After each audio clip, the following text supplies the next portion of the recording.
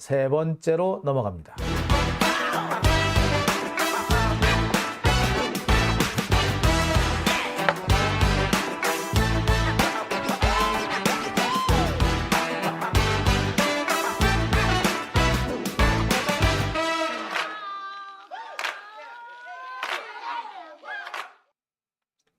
네, 오밤중의 뉴스 함께하고 계신 지금 시각 12시 37분을 지나고 있습니다. 자, 오늘 제가 준비한 세 번째 순서 소개를 해드리겠습니다. 제가 오늘 준비한 세 번째 순서는요, 윤석열 때문에 지금 사법부가 부글부글 하고 있습니다. 일선 판사들도 열을 받았다 그래요. 미쳤구만, 이런 말도 나온다고 합니다. 자, 무슨 얘기인지 하나씩 풀어가 보겠습니다. 자, 제가 지금 서초동 법조계 주변에서 전직 판사들, 그리고 전직 판사들이 전해주는 현직 판사들의 얘기를 전해드립니다. 대법관 임명을 거부한다고? 미쳤구만! 이런 얘기가 실제로 나옵니다. 이거는 사법부를 무시하는 정도가 아니라 사법부를 제 입맛에 맞게 좌지우지하겠다, 장악하겠다, 검찰 발밑에 판사들을 두겠다라는 의도로 보는 겁니다. 일방 독주가 아니라 사실상 독재 체제라고 비판하는 판사들도 나오고 있습니다. 윤석열 일방 독주에 엄청 판사들이 열받았다는 거죠.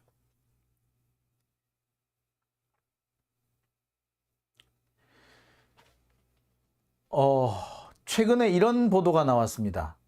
새 대법관 선임과 관련해서 수긍할 수 있는 인물이 임명 제청되지 않으면 임명을 보류하겠다라고 윤석열이 선포를 했어요.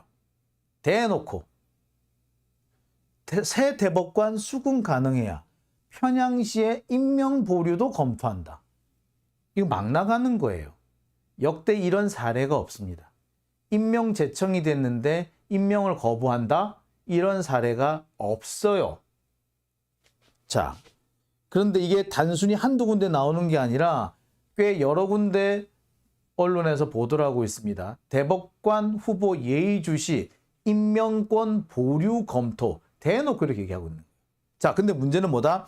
현재 대법관 후보가 정해졌느냐? 아니에요. 안 정해졌어요. 지금 여러 후보들을 놓고 검토를 하고 있는 중입니다. 그런데 윤석열이 대놓고 대법관 후보를 예의주시한다, 수긍 가능해야 된다, 이런 얘기를 하는 이유가 뭐다? 내 입맛에 맞는 사람을 지명하라는 압박을 하는 거죠. 지가 원하는 사람은 내가 원하는 대법관을 임명해줘 라고 압력을 행사하는 것이 지금 윤석열의 행태인 겁니다. 대놓고 사법부를 쥐락펴락하겠다. 지손에 양손에 사법부, 법원을 놓고 자기 마음대로 쪼물락대겠다라는 얘기를 현재 하고 있는 거죠. 이게 자유민주주의 국가에서 이런 일이 있을 수가 없죠. 어떻게 대통령이 대법원장한테 이래라 저래라 한다는 얘기인가요? 대법관 이 임명 과정에서 대통령이 관여할 수 있는 거는요, 대법관 추천위원회에서 할 수 있는 것밖에 없어요. 대법관 추천위원회에 법무부 장관도 들어가고 검사도 들어간단 말이에요. 그러니까 그 대법관 추천위원회에 두 표가 윤석열 지가 원하는 사람인 거야. 그리고 지금 이제 대한변호사협회장, 역시 그다음에 지금 전국 법학전문대학원 원장협의회, 여기에서도 사실상 윤석열 쪽에 더 가까운 사람들이 많아요. 그러니까 자신이 원하면 얼마든지 그 맞춰가지고 대법관을 임명할 수 있는데, 대놓고 이렇게 내가 원하는 사람 아니면 안 돼 라고 하는 거는 지 멋대로 하고 싶은 거예요. 대놓고 내가 원하는 사람 임명 안 하면은 나 뺀지 매길 거야 라고 협박을 하는 겁니다. 진짜 막 나가는 거예요.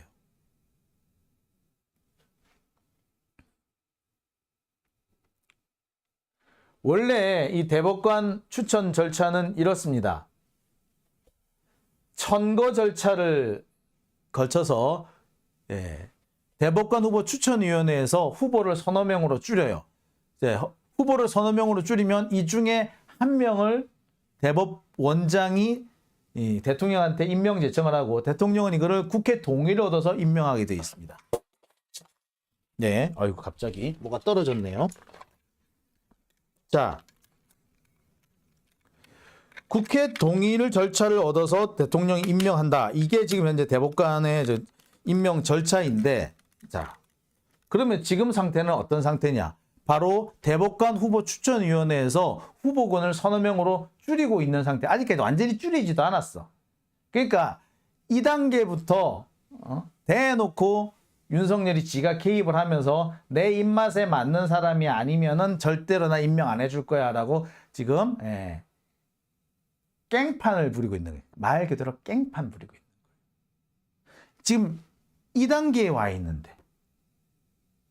자, 그런데 말씀을 드렸지만 공식적으로 대통령이 대법관 후보 선정 과정에서 공식적으로 개입할 수 있는 그런 그게 없어요. 왜? 국회의 동의를 얻어야 되기 때문에 국회가 동의를 해줄 수 있지만 대통령은 동의권이나 거부권이 없어요. 없는데도 지들은 뭐 한다? 지는 지멋대로 내 입맛에 맞는 자가 아니면 절대 동의해 줄 수 없다라는 식으로 하는 거죠. 예. 자, 시방님, 마우스 부서짐. 예, 마우스 안 부서졌습니다. 떨어지긴 했는데요. 아마, 예. 저도 모르게 이렇게 툭 쳤나 봐요. 아유, 참. 예. 자, 이 상태는요. 여기 지금 사문난정님 일당 독재라고 했는데, 일당 독재도 아니고요. 1인 독재예요. 1인 독재. 이거 있을 수가 없는 겁니다. 예. 자, 그렇다면 볼게요. 그 윤석열이 지금 저 난리를 치고 있는 거 과연 헌법에는 뭐라고 돼 있느냐? 자, 헌법에는 이렇게 돼 있습니다. 헌법 104조. 대법원장은 국회의 동의를 얻어 대통령이 임명한다. 대법관은 대법원장의 제청으로 국회의 동의를 얻어 대통령이 임명한다. 자, 보시다시피 대통령이 임명은 하지만 실제로 동의는 누가 한다? 국회가 하게 돼 있는 겁니다. 대법관은 사실은 국회가 동의 혹은 부동의할 수 있는 권한이 있을 뿐 대통령은 그 후보를 임명할 수 있는 권한밖에 없어요. 임명권밖에 없어요. 그러니까 사실상 대통령의 임명권은 유명무실하다라고 봐도 과언 아닙니다. 국회가 이 대법원 구성에 가장 결정적인 권한을 가지고 있는 겁니다. 즉, 대통령은 관여할 수가 없습니다. 대통령의 거부권은 존재하지 않습니다. 대법관은 대법원장의 제청으로 국회의 동의를 얻어 대통령이 임명한다라고 하지만 그래서 대통령이 보이지 않는 영향력을 행사할 수는 있으나 그럼에도 불구하고 직접적으로 대놓고 거부할 수 있는 권한은 없다. 만약에 이것을 거부한다면 탄핵 사유도 됩니다. 분명히 말씀드립니다만 지금까지 역대 대법원장이 임명 제청한 후보를 대통령이 거부한 사례가 없어요. 뭐 옛날에 군사 독재 정권 때는 지켜두고 1987년 6월 항쟁으로 현행 헌법이 만들어진 이후 단 한 번도 대통령이 거부권을 행사한 사례가 없습니다.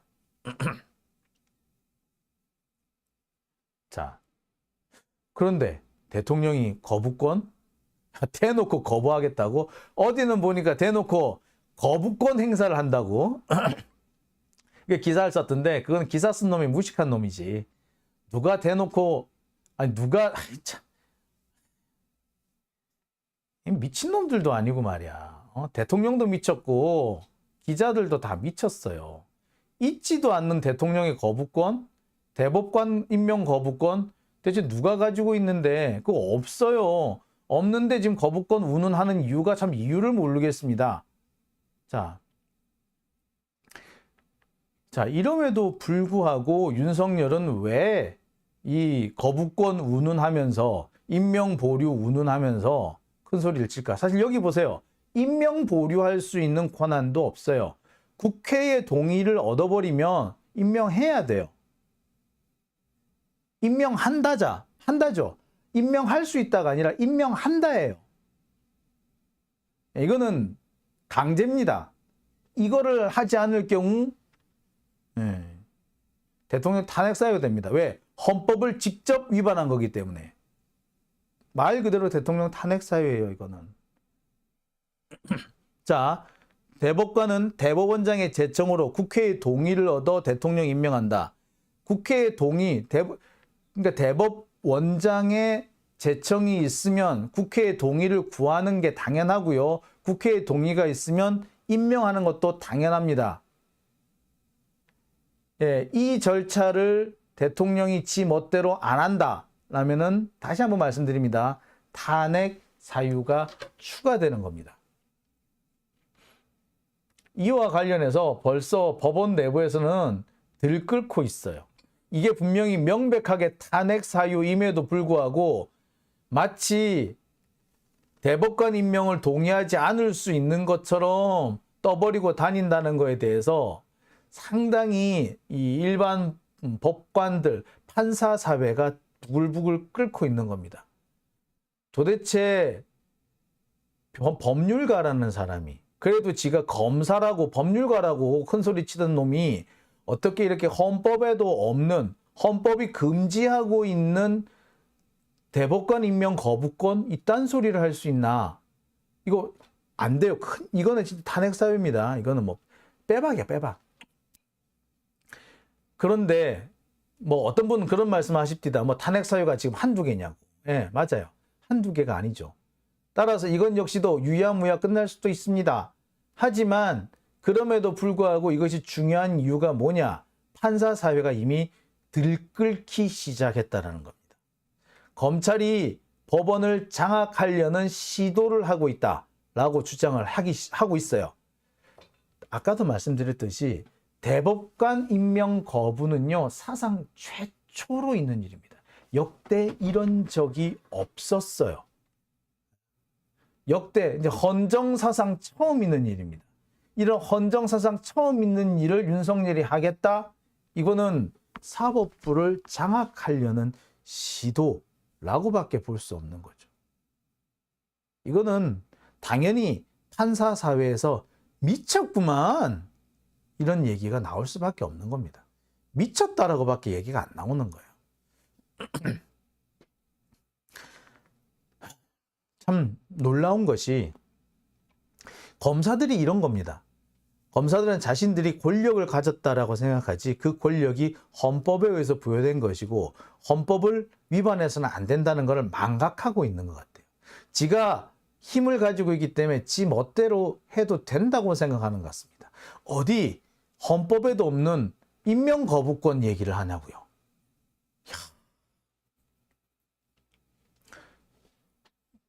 참네. 저는 이 발상 자체가 웃깁니다. 그러니까 윤석열에는 눈에 비는 게 없는 거지. 그러니까 지 하고 싶은 대로 하는 거고 지 하고 싶은 대로 안 되면은 깽판 치겠다는 거야. 그 깽판이 뭐 헌법을 위반한 것이든 법률을 위반한 것이든 신경 쓰지 않는다는 겁니다.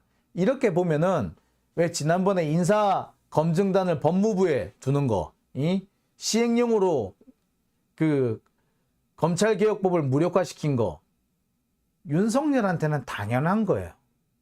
지 입맛에 안 맞으면 그런 정도 얼마든지 손쉽게 할 수 있는 놈이 윤석열이었던 거고 검찰이었던 겁니다. 그러니까 애시당초 이런 자들은 권력을 잡으면 안 되는 거였고 애시당초 이런 자들은 검사도 하면 안 되는 거였어요. 그리고 이런 놈을 길러내는 검찰 조직은 이제 사라져야 될 때가 된 겁니다. 검찰 개혁은요, 저는 달리 다른 데 있는 게 아니라 검찰 조직을 해체하는 데 검찰 개혁이 있다고 생각합니다. 검찰의 기능, 지금 현재 검사가 하는 기능은요, 어디까지나 검사가 하는 기능입니다. 엄밀하게 따지자면 검찰청도 헌법에 없어요. 검찰청을 3개, 4개 막 만들어도 상관없어요. 그러니까 자, 가장 좋은 거는요. 지금의 단일화된 검찰이 아니라 검찰을 쪼개놓는 거죠. 지역별로, 기능별로 쪼개는 게 제일 좋습니다. 영혼을 팔아라님, 성렬이는 김정은 밑에 가서 인민무력부장하면 딱이다. 아, 이거 딱이겠네. 어떡하냐? 군대를 안 갔다 왔는데 인민무력부장도 못해요. 북한은요, 이런 것 경우에선 칼 같아요. 하다못해 김정은도요, 포병소위예요. 포병소위로 임관한 적이 있어요. 포병소위로 임관을 해서 일선 부대의 경험을 하고 왔어요. 그러니까 뭐 진짜로 군 복무를 했다는 게 아니라 가서 쭉 시찰하고 오는 그런 수준밖에 안 되지만 북한군 포병소위로 이렇게 한 번씩 돌고 왔어. 군 경력이 없으면요, 북한은 안 받아줘요. 우리하고 개념이 완전히 틀려요. 근데 부동시인데 무슨 누가 인민무력부장을 시켜줘? 에이, 아니야. 인민무력부장 아니야. 북한 가서도요, 뭐 아오지 탄광 노가다 10장 하면 딱이야. 네, 사문난정님 대박 이렇게 하셨고요. 수구레님 고문관 크크크라고 하셨습니다. 예. 잘 살아보자님 좋은 말씀 하셨어요. 프랑스는 지역 법원 단위로 다 쪼개 놓은 거 알고 있습니다. 예, 맞습니다. 프랑스는요, 검찰청이 따로 없어요. 대검찰청이 있긴 있는데 대검찰청이 지방까지 다 관할하지 않습니다. 대검찰청은요, 프랑스 대법원에 부속되어 있는 검찰부가 대검찰청이고요. 나머지는 다 각급 지방에 다 부속이 되어 있습니다. 그래서 판사를 하다가 검사가 될 수도 있고요. 검사를 하다가 판사를 할 수도 있는 그런 상황입니다. 왔다 갔다 해요. 그러니까 거기는 준사법기관이니 뭐 이런 얘기가 말이 맞는 거죠. 프랑스 같은 경우에는 검찰청이 따로 있는 게 아니라 법원의 한 소속 기관이에요. 우리하고는 완전히 틀리죠. 프랑스식으로 가는 건 나쁘지 않다고 보여져요. 그리고 프랑스 같은 경우는요, 전국 25개의 고등검찰청이 있는데 이 전국 25개 고등검찰청이 실질적인 영향권을 갖고 있습니다. 우리나라로 계산해 보자면은 우리나라 지방검찰청, 지검하고 대체로 규모가 비슷해요. 프랑스는 고검이 25개가 되는데 우리나라는 고검은 보자 8개인가 9개인가 정도 되고 실제로 지방검찰청이 20몇 개씩 되거든요. 그러니까 우리나라가 프랑스식으로 간다면 지방검찰청 단위로 권력을 쪼개놓으면 되는 거지. 우리나라 가면 고검이 서울, 부산, 대구, 광주, 대전, 수원 6개네요. 6개 고검이 있는데 6개로 하는 것도 사실 조금 크고요. 제가 볼 때는 지검 단위로 다 쪼개놓는 게 맞습니다. 지금처럼 단일한 대검찰청이 전국의 지방까지 다 통제하고 관할하고 임명할 수 있는 권한을 주는 게 아니라 각각 알아서 하고 임명도 각각 지방검찰청 단위로 따로 하는 것이 맞다고 저는 보여져요. 그래야지 검사 한 명 한 명이 독립된 헌법기관이 되는 겁니다. 엄밀하게 말하자면요, 검사 한 명 한 명이 독립된 기관인 거지 검찰이 독립된 기관은 아니에요. 저는 이렇게 쪼개야 된다 생각해요. 근데 문제는 검찰 쪼개기 전에 이 검찰이 뭘 하고 있다? 지금 현재 사법부를 장악하려고 한다. 검찰은 지금 판사들은 뭐라고 생각하느냐면 이 대법관 임명에 윤석열이 직접 개입을 해서 뭐 감나라 배나라 내 마음대로 안 해주면은 임명 안 하겠다라고 이 헌법에도 없는 소리를 하는 이유가 사실상 사법부를 지 마음에 맞는 형태로 장악하겠다라는 의도라고 봅니다. 그래서 그런 얘기도 하더라고. 놈이 임명되는지 한번 보자.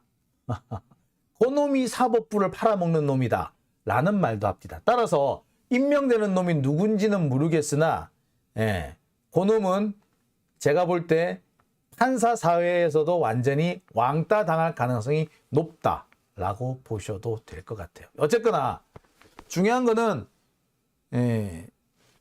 김명수 대법원장이 잘 버텨주는 겁니다. 근데 김명수 대법원장 임기가 얼마 안 남았어요. 제가 볼 때는 윤석열이 노리는 게 다른 게 아니라 이 김명수 대법원장이 임기 만료로 물러나는 거를 바라고 있는 것 같아요. 임기 만료로 물러나기를 바라고 그 뒤에 지가 입맛에 맞는 대법원장을 지 입맛에 맞는 사람을 앉힌 다음에 그래서 지가 좌지우지하겠다. 그래서 대법관도 자기가 입맛에 맞는 사람으로 임명하겠다. 요 생각을 하는 것 같아.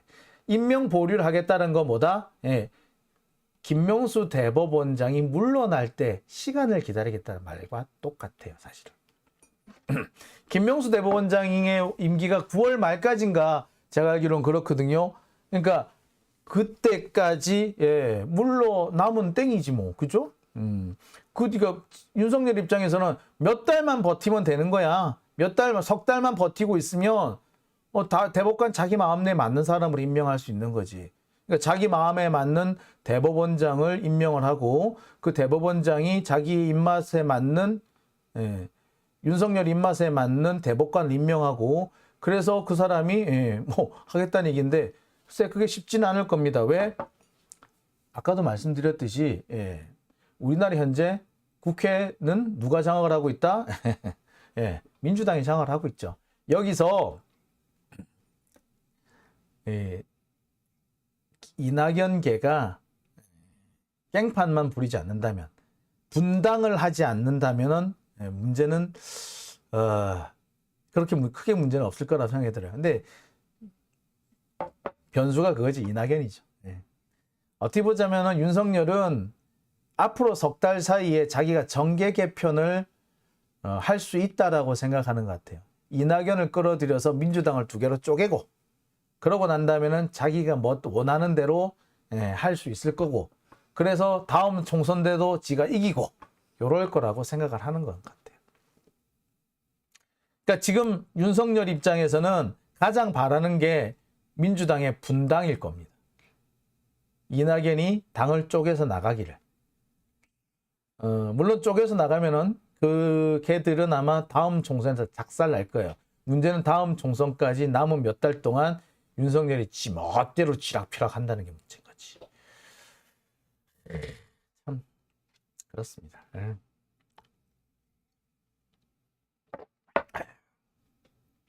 순데렐라님 엄청 재밌는 얘기 하셨어요. 운세 잘 보는 분이 있는데 예약하면 3년 걸리는 분이 계시다고요. 우리나라 운기가 다시 바뀐다고 해서 그 말 믿고 계신다고. 이거 뭐 또 너도 줄리 같은 짓 한다라고 할지 모르겠습니다만 순데렐라님 그래서 그 운기 바뀌는 게 몇 월 달이래요? 진짜 요새 같아서는 이 운기 바뀌는 거라도 좀 믿고 싶습니다. 저도 참 이게 이 하루하루가 진짜 한동훈하고 싸우는 게 정말 힘이 들어요. 제가 그냥 혼자서 한동훈하고 싸우는 거 이거 하나만 해도 힘든데 저를 괴롭히는 사람들이 너무 많은 거예요. 그러니까 지들 딴에 뭔 이유로 괴롭히는지 모르겠는데 제가 볼 때는 이 사람들이 민주진보 진영을 분열시키려고 하는 자들이 아닌가 싶어요. 근데 그런 사람들하고 싸우랴, 한동훈하고 싸우랴, 참 저로서도 참 버겁고 힘든데 운기가 몇 월 달에 바뀐답니까? 쌍문동 애기님요? 한번 볼게요. 네. 속 터진다. 이슬사모님, 그냥 고사리 손이라도 빌리고 싶은 마음에 믿고 싶다는 크크크. 그래요. 저도 사실 그렇습니다. 이게 진짜 고사리 손이라도 빌리고 싶은 마음이죠. 제가 요즘 같을 때 제일 열받는 게 그겁니다. 이 한동훈하고 싸우는 것도 하루하루 버거워 죽겠는데 정말 일부러 저를 괴롭히려고 덤벼드는 사람이 있는 것 같아서 일부러 저를 괴롭게 만들려고 하는 사람이 있는 것 같아서 정말 참 그럴 때마다 참 만사 귀찮아져요. 얼마 전에도 제가 오래간만에 촛불 집회에 나갔습니다. 이게 촛불 집회를 제가 매번 나가고 싶어도 저만 보면 시비 걸려고 덤벼드는 사람들이 있어요. 그러니까 촛불 집회에 나와가지고 정말 윤석열 타도를 위해서 싸우는 게 아니라 지 입맛에 안 맞는 일이 벌어지나 감시하러 나오는 사람 같아요. 그래서 지 입맛에 안 맞는 일이 벌어진다고 하면 거기에 감나라, 배나라 또는 시비를 걸고 하는 그런 자들이 있거든요. 그런 사람들이 또 저한테 와가지고 시비를 거는 거예요. 진짜 그렇게 몇 번을 당하고 나니까 이제 아예 가기 자체가 싫거든요. 제가 솔직히 제가 왜 누구냐 뭐 어떤 놈들이 그러냐 공개해라 하고 계시는 분들이 계신데 제가 지금은 공개 안 할 겁니다. 왜? 말 그대로 결정적일 때 공개할 거예요. 이 사람들 지금 내년 총선 준비를 하고 있는 것 같은데 제가 총선 맞춰서 작살내 주려고 그래요. 예. 그때까지 참을 겁니다. 차곡차곡 모으고 있다는 것만 제가 알려드릴게요. 예. 한번 봅시다. 예. 근데 그런 사람들하고 실랑이를 하고 나면은요, 기운이 빠집니다. 며칠 동안 기운이 빠져요. 제가 간혹 가다가 갑자기 방송을 못 하겠다라고 쉬는 경우도 있고, 또 오늘은 제가 2개밖에 준비 못했습니다라고 말씀드릴 때가 있는데, 그런 말씀을 드리는 이유가 사실은 그런 일들 때문에 그렇습니다. 그런 사람들한테 한번 타격을 받고 나면은요, 일을 못 해요. 준비를 할 수도 없고 취재도 하기 싫어요. 내가 도대체 내일 잘 먹고 잘 살려고 이렇게 싸우고 있고 이러고 있습니까? 아니잖아요. 그런데 왜 제가 그런 사람들한테 매일같이 시달려야 되느냐고요.